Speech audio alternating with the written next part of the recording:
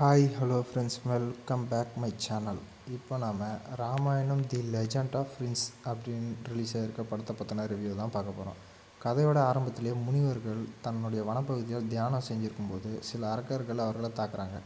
இதனால் பாதிக்கப்பட்ட முனிவர் அயோத்திக்கு சென்று ராம் மற்றும் லக்ஷ்மணனை அழைத்து வர்றாரு. அவர்களுக்கு புது புது சக்திகளை எப்படி பயன்படுத்தணுன்ட்டு சொல்லித்தராரு.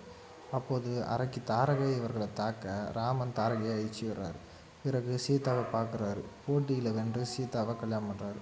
அயோத்தியில் ராமன் மன்னனாக பதவியேற்கும் சமயத்தில் சூசிங் காரணமாக 14 ஆண்டு வனவாசம் போகிற மாதிரி வருது. ராமன், லக்ஷ்மணன் மற்றும் சீதா மூவரும் வனத்திலேருந்து கிளம்புறாங்க. ராவணன் தந்திரம் செய்து சீதாவை கடத்துறாரு.